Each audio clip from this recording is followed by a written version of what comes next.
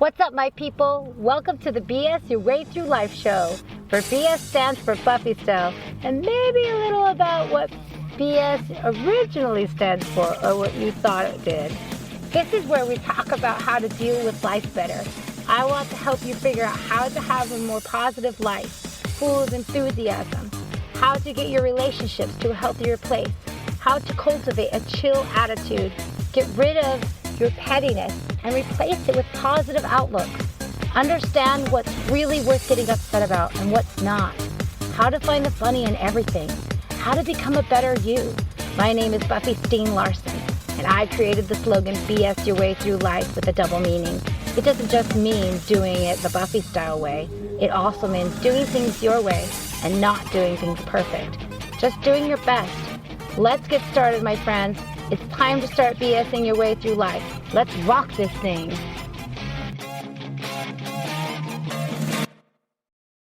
Hey, my friends. I'm so excited to tell you that I am in the works of launching my first ever marriage healing course.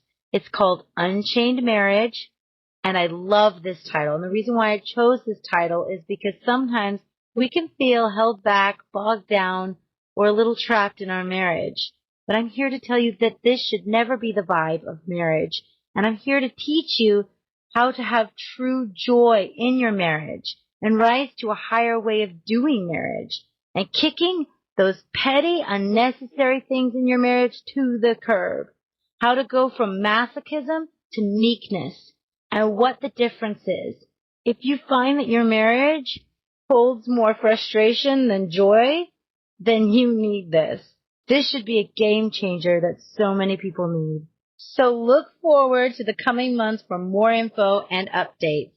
Let's rock this thing. Welcome to the BS Your Way Through Life show. Thank you so much for being with us today. I am so excited. I have an amazing guest, Karaleigh Garrison. She actually has her own podcast. She teaches people how to start a podcast. And she is, her podcast is called Seeking Sunshine. And Karaleigh, can you tell us a little more? We want to hear your story. So we want you to jump into your story and how you even got on this journey of seeking sunshine, what it means to you, why you call it that, and all that jazz. So I'm going to say hello, Karaleigh. So excited to be here. This is my favorite thing to do. And my life has been quite a journey. I'm excited to share my story. So I am a singer-songwriter. I'm a speaker. I actually have two podcasts because I've got my Seeking Sunshine podcast. And then I have another podcast called Podcast Like a Mother, where I teach people easy podcasting tips and tricks. And then actually I am producing somebody else's podcast. So I have a really crazy life. I've got 3 kids with special needs. My husband's been disabled for a decade, so I've been a caretaker for a really long time. And life is wild. I really love talking to moms specifically about how you can be all of you, which includes being an incredible mom, but it also includes pursuing your dreams and doing everything that you wanted to do before you were a mom, because you were a human being before you were a mom. You had dreams and ambitions and goals. And a lot of times we forget some of those things when we become a mom because we get wrapped up in caring for somebody else. So I love talking about how we do all of ourselves, which for me includes being a singer and a speaker and a podcaster and being a mom. I love that so much. And I understand too, because I have a child with special needs. You have 3 of them with special needs. So I have 6 kids and 1 special needs. So yeah, I get it. And it's so easy to get lost in your motherhood. I found myself, I totally relate, because I found myself where I was at a point in my life where I realized, you know what? I have no agenda. I have my husband's agenda. And I have my kids' agenda. I have no agenda for myself. I'm just a robot. And it was so depressing. And anyway, it's just but then when you realize I'm a person too, and I'm allowed to have an agenda too, it's just amazing how you can bloom and grow, and you can still be an amazing mom and still be able to do the things that you love as well.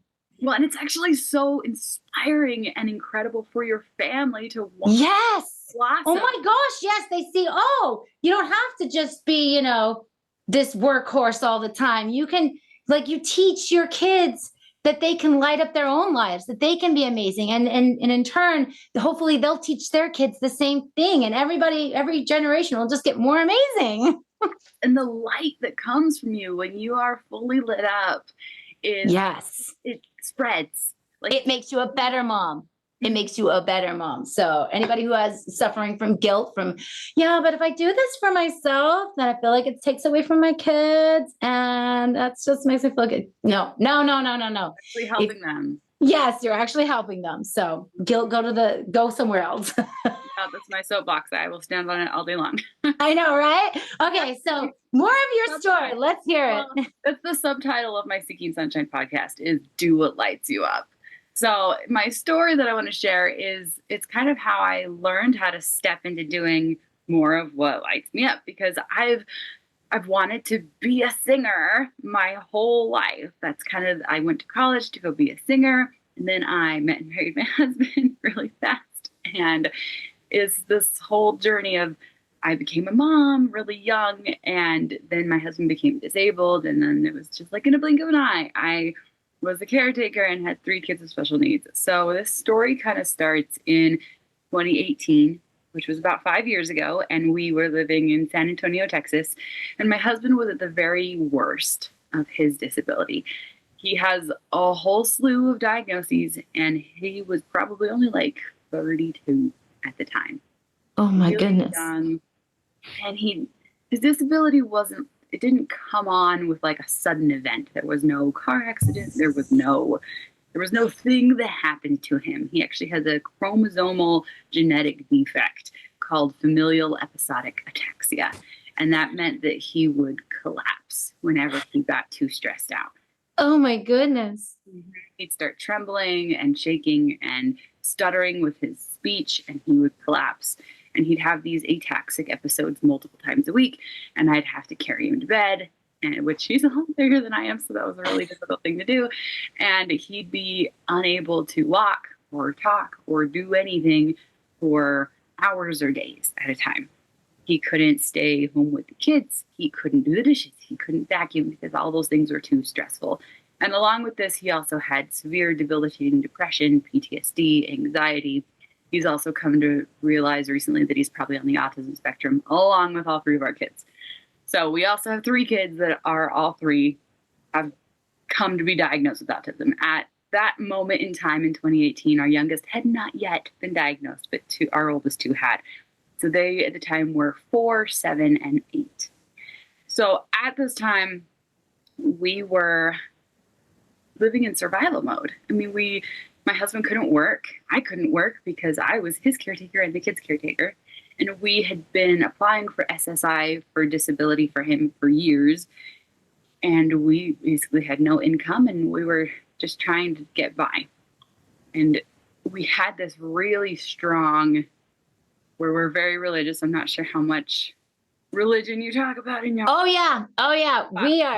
We are Christian. God is the only thing that makes me breathe every day. So this is a very religious story. So you better get religion in here. This is a very religious story. We had this feeling. We just felt like God was telling us that we needed to move back to Utah and finish our degrees at BYU. And I had this feeling for like a year. And I was like, no thanks, God. I'm going to pass on that. That is crazy, because we lived like a block from my in-laws, and they were watching my kids like all the time because my husband was in and out of the hospital all the time. And if we moved to Utah, we'd be leaving all the doctors, all the therapies, all the schools, and my in-laws who were helping us all the time. Like, we'd be leaving our whole support system. So like, I had this very strong prompting. We needed to go finish our degrees many states away. And I was like, I don't like Utah. I don't want to go back. No thanks. Pass on that one. But that feeling would not go away. It would not go away. And I was like, well, sorry, God, we don't have the money for that. That's a big fat move. And then in mid-2018, we got approved for SSI, and we got a whole chunk of back pay. And it was like, oh, you made it possible. Oh, he always has a way. oh, I guess so. We're doing this, huh? So we're making all these plans, and I'm praying about this in my moment with God, where I'm like, okay, so I get it. We're supposed to go. I already know this. I no longer need to pray about whether or not we're supposed to, because I know that we're supposed to move to Utah. And I'm going, okay, yeah, but are we gonna be okay? Are we gonna survive this? Are we gonna be okay? And for the first time in my entire life, I got a crystal clear answer, like words. Like usually you just get like a nice feeling or whatever. No, I got like words. And it's not just gonna be okay. It's gonna be amazing. Oh. And then what followed was the worst year of our entire life. Isn't that always the way? It's totally like, always wait a minute, Lord. Yeah. So we took this huge leap of faith and we moved several states away up to Utah. It's like a 24-hour drive. We had all these ridiculous trials with our housing, like trying to rent a house from several states away was, man, we had people steal money. We had just like crazy, ridiculous trials. But the biggest thing that happened in October. So I think we moved in August. It was just a month after we moved, and we had 3 kids, 3 different schools. Both of us were full-time in college. And the beginning of October, and you have to understand that like we had lost all of the therapies for our kids because we were now on year-long wait lists. And we had Aurora, who has high-functioning autism, and she was in 2nd grade, and Benjamin was in pre-K and doing his thing, and then Joshua was 7 years old in 1st grade, and we finally found this special school for autistic kiddos that was amazing for him because they wouldn't take him at the regular school because Josh was severely autistic, and at the time he was completely and utterly nonverbal, and we lost all of his supports, and we were on all these wait lists, and I had this moment. I call it my Facebook meltdown, where I went on Facebook Live and just like sobbed because Joshua had lost all his speech therapy, and we'd been doing this like really intensive speech therapy forever. And I was like, I give up on Joshua ever talking. He's 7 years old, and I just can't bear to keep hoping and praying that he's ever going to talk. He's never going to say mom.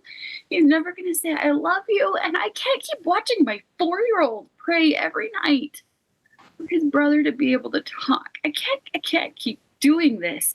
Like, if God doesn't want my son to talk, then I need to just accept that. And it was this moment of like surrender where I look back and I'm like, that was kind of beautiful and weirdly poetic in a way, but in the moment it was very much like I just can't handle hoping for something that I just thought was never going to be. And you have to kind of understand who Joshua was and is. Joshua is my wild child who I could not take my eyes off for a second. This is my kiddo who wrecked our truck. He's my kiddo who we had locks on our front door because he would run out the front door and go open people's cars while they were driving. He opened our neighbor's car while they were backing out of their driveway. This is my kid who we would get to the grocery store, and before I could unbuckle my seatbelt, he'd be out of his 5-point harness and out the front door because the side doors were child locked. He'd be out the front door opening people's cars because for some reason people never seem to lock their cars. I don't know why. But this is my kid I was always on my toes trying to keep him safe because he was constantly, and still is, but doing better, constantly risk. So on the very first Saturday of October, it's like seared into my mind, this memory. It's one of those things you just never forget. When he walked out of his bedroom, and he was naked except for a pull-up because, kids. Oh, yeah. 7 years old, he walks out of his bedroom slowly. He didn't run. He wasn't bouncing up the walls. He walked out of his bedroom slowly, and he looked like he had lost a whole bunch of weight. He looked like like death. He was so sick. And my brain, like freaked out. Like half of my brain was like, oh my gosh, he's dying. What's happening? And I like took a picture of him and sent it to his teacher. And it was like, did he look like this yesterday? Because I'm going, did I miss something here? Because we've been moving and we just started college. Did I just not see that he suddenly lost all this weight? Have I just been like so absent? And his teacher's going, no, he did not look like that yesterday. Oh. Awful. And the other part of my brain was going, just sick. Kids get sick. They'll be fine. And he curled up in a ball on the living room floor and just stayed there. Oh. And it was general conference weekend, and part of me was like, ooh, I actually get to watch it this weekend. What's happening here? Little bit of relief. Yeah, right? Just staying in one place all weekend. What's happening? But also freaking out that, like, obviously, yeah. Normal. So by Monday morning, he was the same. Curled up in a ball on the floor, not moving. So sick. And so I took him to the pediatrician, and he was so sick that I had to carry him into her office because he oh my gosh, was there on his own, and she didn't even look at him. What? Look at him. She was like, oh, it's just a stomach bug. It's no big deal. What? Days. And I was like, wait. This is not my first rodeo. I've got 3 kids. We have done all of the bugs. We have done all of the illnesses. This is different. This is different. This is not normal. There's something. This is not the same. Ugh. She wouldn't listen to me, and she was like, well, I mean, I guess we could get blood work, but he has autism, and it's really hard to get blood from a kid with autism, so let's not. So wow. Oh my gosh, wow. And she sent us home and just said, well, come back in a few days if he's the same. And so, again, my husband and I were both full-time college students, so we were trading off who was missing all their classes and who was staying home with the sick kid. And so a couple days later, I was sitting in my class, and my husband texted me a picture of Joshua. And he looked drastically worse. Oh, no. Like his skin was starting to turn gray. Oh my gosh. His eyes were sinking in and made big circles under his eyes. And I took one look at that picture, and I was like, nope, I'm done. I'm done watching my kid die in front of my eyes. Yeah. Left in the middle of my class, and I took him to the ER. And I had to carry him in to the ER. And they saw him, and they knew exactly what was wrong with him. And they were like, we need blood from this kid right now. And this kid, who again, I had to carry in because he was so weak, it took a full team of 5 grown men and me holding him down to get one little drop of blood from his finger because he fought like a saber-toothed tiger. But all it took was one drop of blood to confirm that he was in diabetic ketoacidosis. Holy cow! Didn't that make you want to go back to your pediatrician and punch her in the face? He was diagnosed with type 1 diabetes, and he was dying. And they sent us to a different hospital. They sent us to Primary Children's Hospital. And he was admitted for the next 3 days, and they did all the things, and we got to Primary Children's. We got to that hospital, and I was like, you guys do not understand who this kid is. You're going to give him that medicine, and he's going to come back to life, and he's going to change the passwords and all the languages on your computers. He's going to burn the hospital to the ground. Like, you don't know who this kid is. And like, by the way, that's not a totally unfounded fear, because just a couple days ago, he changed my Amazon account language to Italian. So but I was freaking out because it was like my worst nightmare to have Joshua in a hospital. So they actually had a nurse like just sit at the doorway all night long so that I could sleep because I was so worried that he was just going to wake up and be back to normal. And the next day they had us, they had me go sit in parent training where I would learn all about how I was going to have to watch every single bite of food that he eats for the rest of his entire life and figure out how many carbs that they have, how many carbs are in that handful of Cheerios he just ate so that I can accurately dose him with needles and insulin for the rest of his life so I can keep him alive. And I left parent training and I got to go shower, in the hospital. And I had my next moment out with God where I was like, hey, what part of okay or amazing do you think this fits into?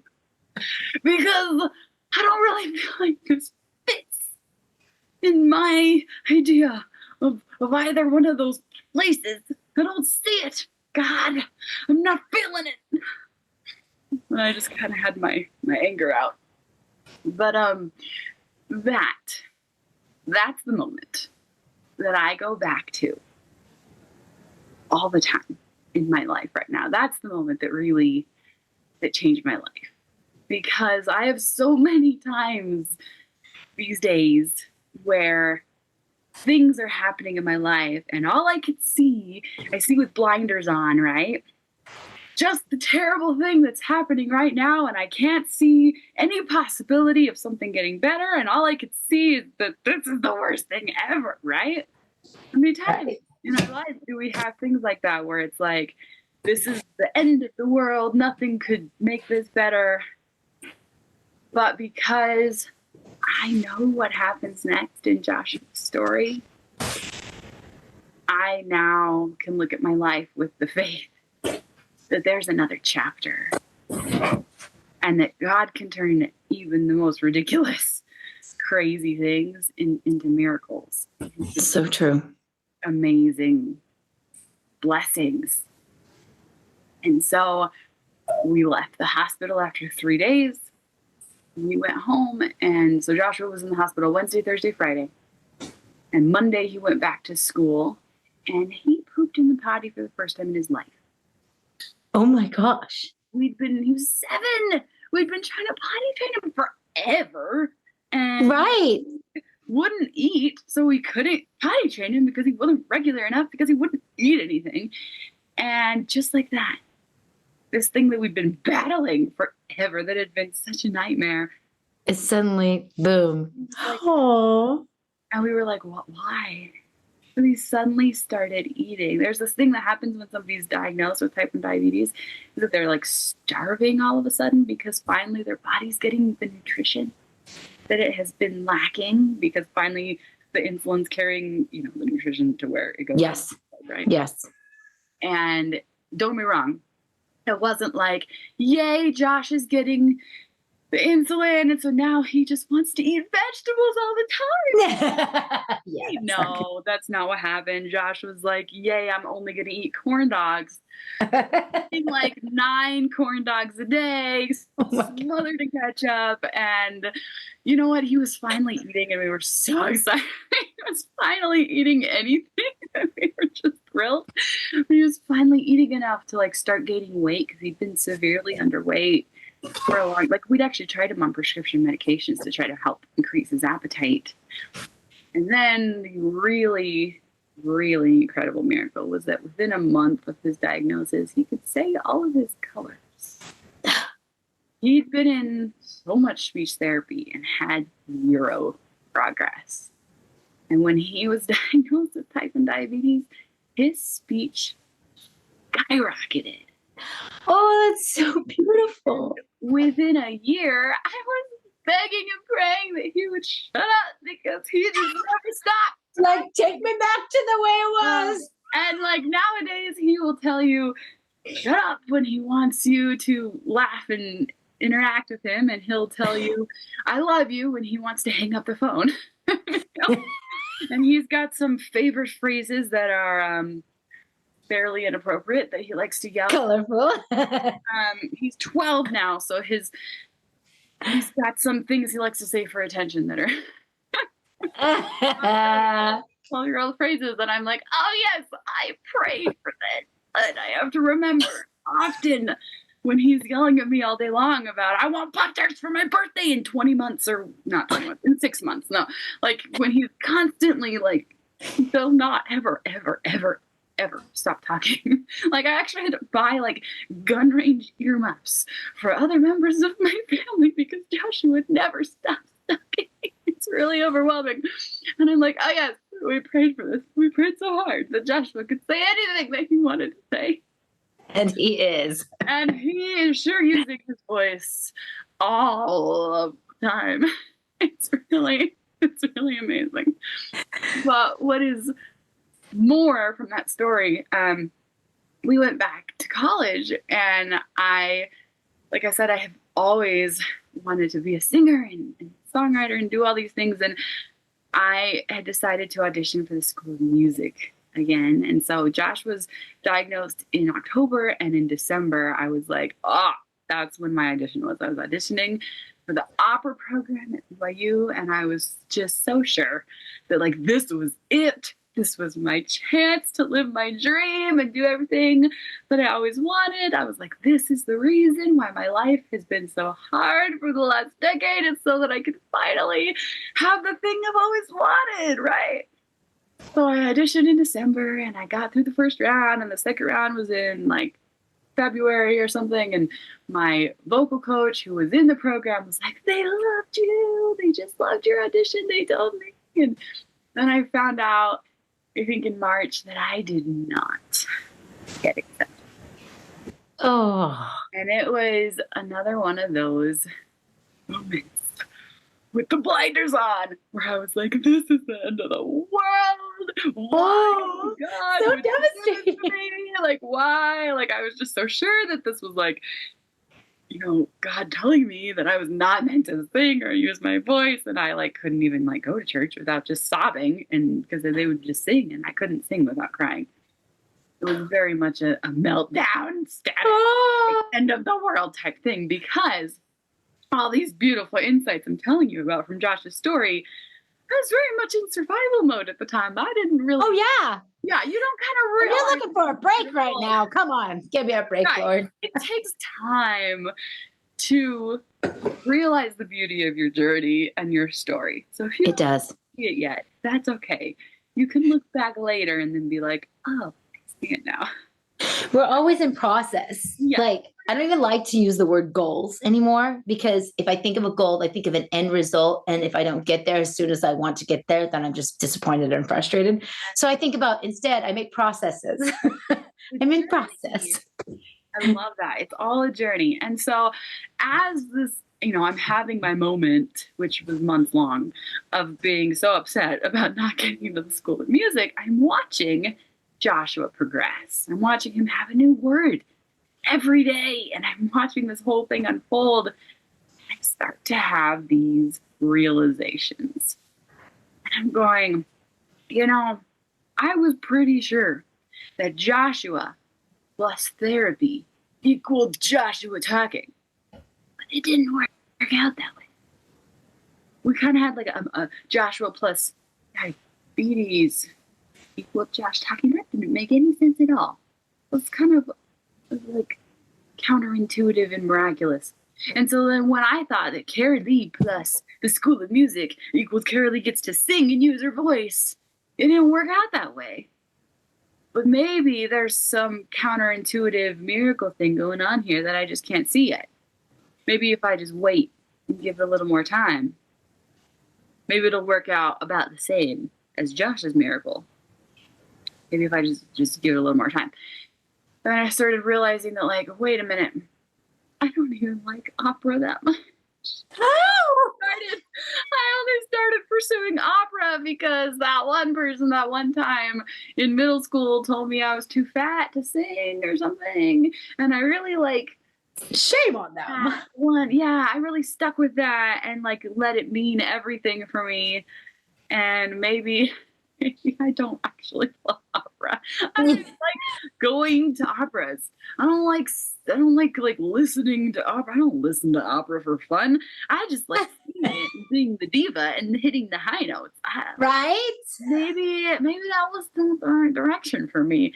And then I had these other realizations like, wait a minute, if I got this thing I've been dreaming of for like over 10 years, wait a minute, I'd be gone from my kids like all the time. Like I'd be at rehearsals or on stages for the shows like all the time. Like that's not my dream. My dream isn't to just like go ditch my kids and go be a singer now. Right. Like I want to be all of me, and that includes being a good mom and not just like leaving. Like that's not my dream. Hold on, wait a minute. And then I realized that like, wait, when you're the star of the show, which is what I was like, I really want that.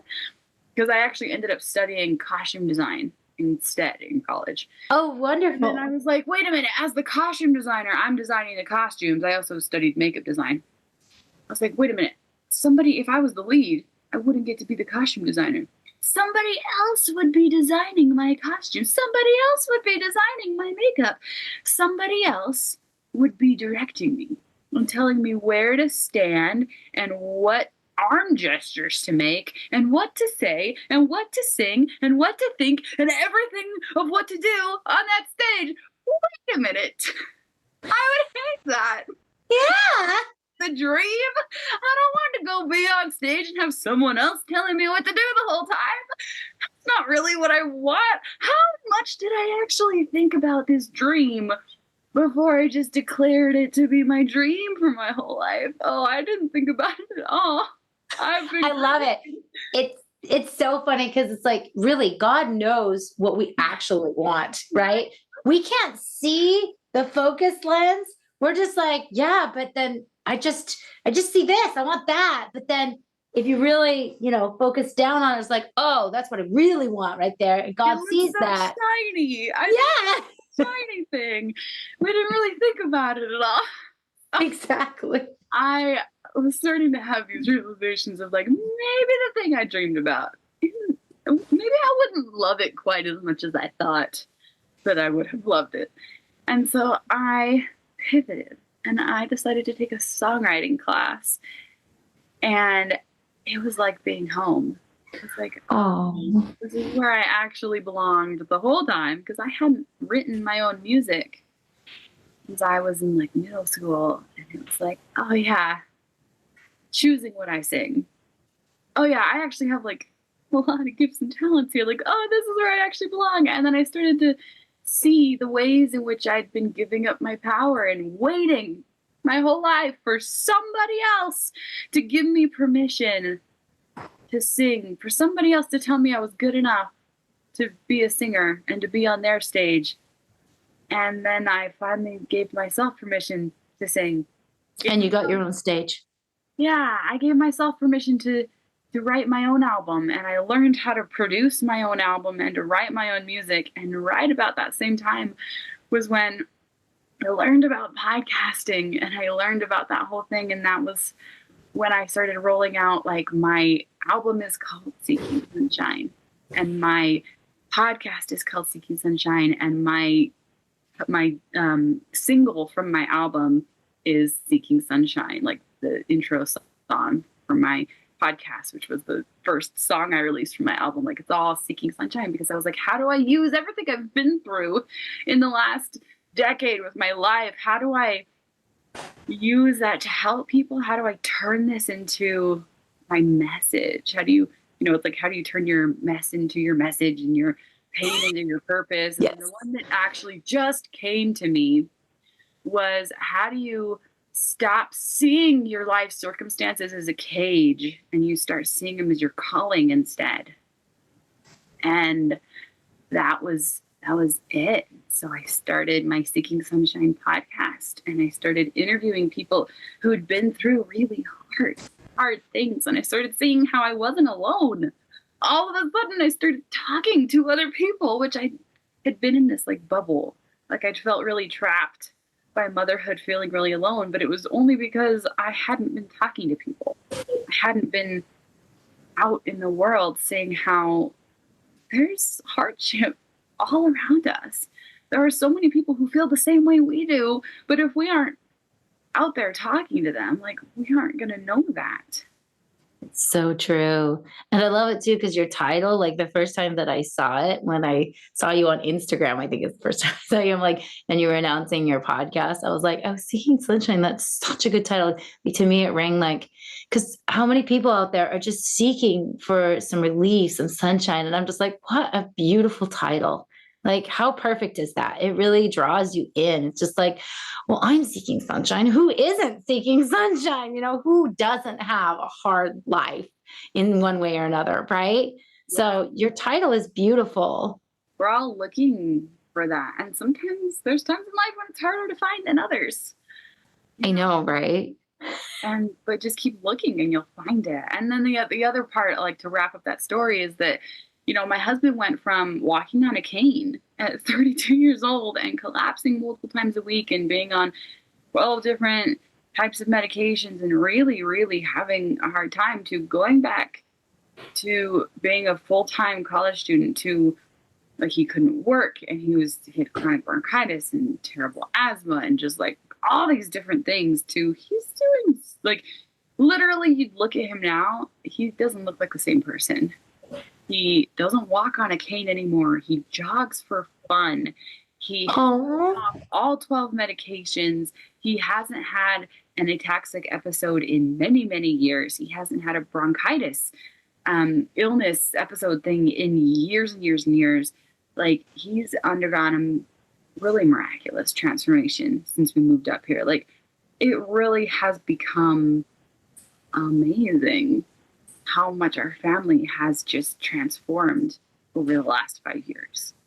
That is beautiful. And, it's amazing too, because like, as you're talking about, your husband and like all the problems he had, and then now it's so different. And I think, because I've been learning recently that when you're under so much stress and you have so much going on and you absorb it all, your body absorbs it, your cortisol raises and everything, you literally give yourself health problems because of the stress of life if you let it, do it. It's amazing, especially if we're holding, because like my husband always says, he's a massage therapist, and he says the issues are in the tissues.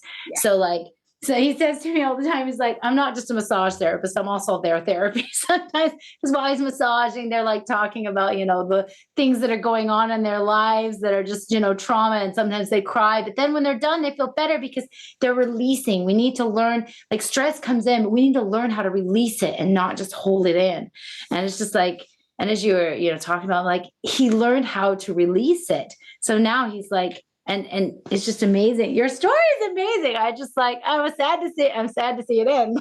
I know, and it's not end. Your story continues, but it's just so beautiful. It's been an amazing journey. Well, and he's been back at work for the last couple of years, and it's been a roller coaster, but it has indeed turned out to be incredibly miraculous. So how would you, with your story, how would you guide someone like who, because there's so many people out there that are in a rut and they feel like I just can't win no matter what I do. How would you tell them, like, I mean, obviously your story says it, like, yes, it's possible, right? No matter what goes wrong, you can still have an amazing life. And like, what would you say to them? I would say, I love teaching in pros and quotes for some reason. I do that a lot. Like, one of my favorite pros and quotes is people make bad choices when they're mad or scared or stressed. Yes, I love that. What I was going to say right now is take the next right step. Like, yes. When you're in survival mode and you can't think straight, like literally your brain is offline when you're in survival mode. So you can't really trust your logical brain because it's acting out of fear because you're in survival mode. So you have to really feel it in your body and trust that inspiration and spirit in your body to guide you, to lead you toward the next right step. And just follow that. Like, it did not make logical sense for us to move to Utah. Right. It did not make sense. But when you follow the next right step, that's how you can be led out of the survival mode and into the thriving. Oh, so well said. And like, it's amazing too, because, God had a hand in your life the whole time. He's holding up. And many times you're just like, what? Like, this does not feel like help, Lord.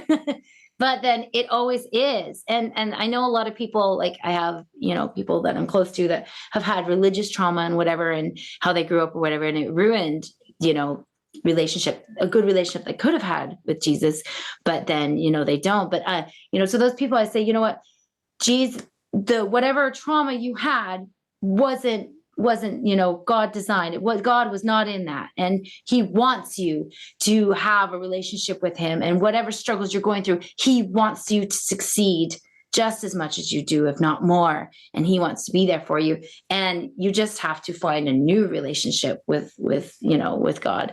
But that's just a side note, I had this lady that I saw on the side of the road, and she was, it looked like she was crying, and it looked like she was frustrated. So I went over there, and I could tell she had locked her keys in the car. And, it's just like, that sucks and she had, a class that she had to get to on time, or she was going to fail it, whatever. And just like, that's how it feels. Just like, oh, my car's locked, that panicking feeling. I'm like, but I've got all these things, and I don't have time for all this chaos.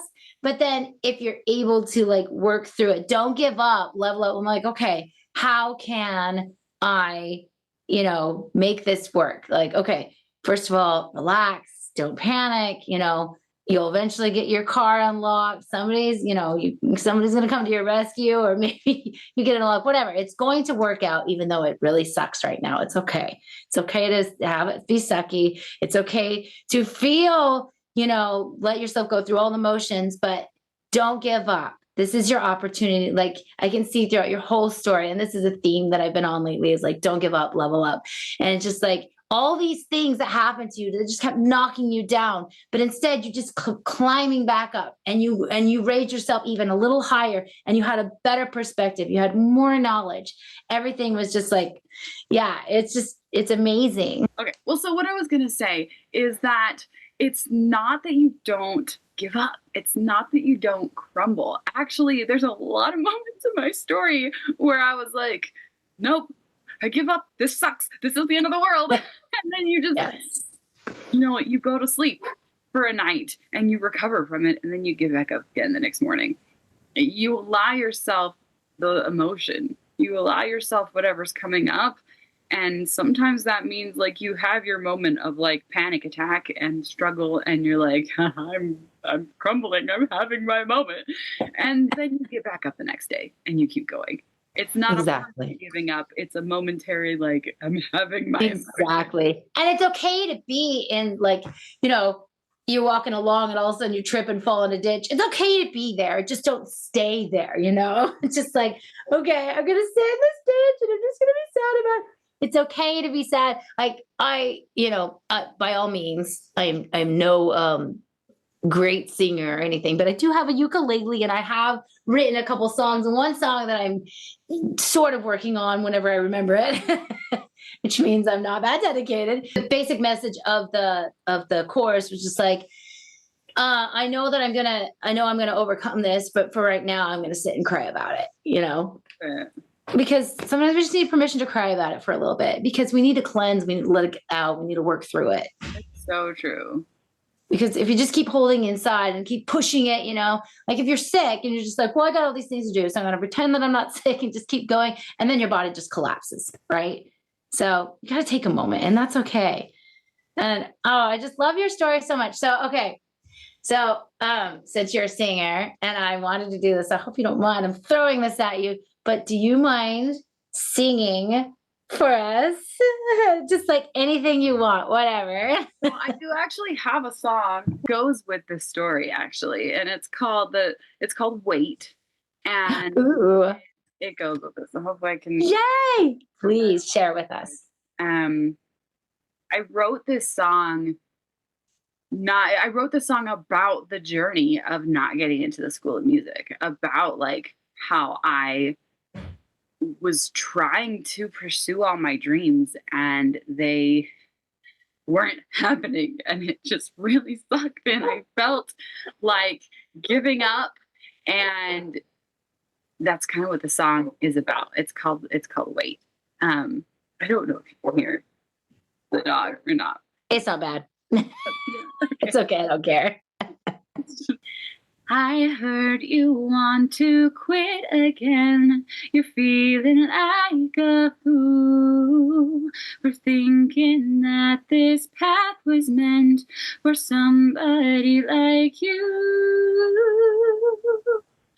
You put yourself out there again. Your confidence is scarred. If this was really meant to be, why is it so damn hard? But wait, maybe it doesn't have to look the way they said it did. And wait, what if it's not too late to change your mind or change the world? Don't give up just yet. Wait. That was so beautiful. Thank you so much, Karaleigh. Welcome. Such a pleasure. Your voice is beautiful. Your story is beautiful. Your message is beautiful. How can people connect with you?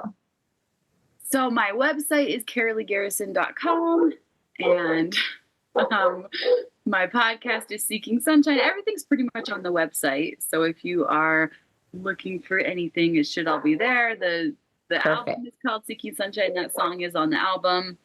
It's called. And be sure to send me all these links, or at least the website link, and then they can go and if it links to everywhere else, that's perfect. However you want to do it, just send me anything. Yes, I love it so much. And just to all those people out there who life just keeps seeming to slap you in the face, it's okay. You're in process. You're on a journey, and it's going to work out. So don't give up. Keep leveling up, keep learning from everything, learn from your mistakes, learn from everything. Life is with all this story, it's just life is beautiful still, right? If you can get through it, you can see the beauty, and it's just amazing. And so, yeah, everybody keep seeking sunshine because it's there, it's bright, and it's waiting for you. Thank you so much, Karaleigh, for being with us here today. Do you have any other message you want to send us off with? Just that you guys are all amazing. Don't forget what a warrior you are. And, life gets lifey, but you're still going. And don't forget that you have so much power, and you have your power is in your perspective. You get to choose if you want to see the sunshine or if you want to see the dark clouds. Amen. Thank you. Thank you so much. All right, Karaleigh, we will let you go. I hope to have you again sometime. It was such a joy having you. Thank you for blessing all my listeners with your beautiful voice and your beautiful story. Thanks for having me. All right, we'll see you later. Bye.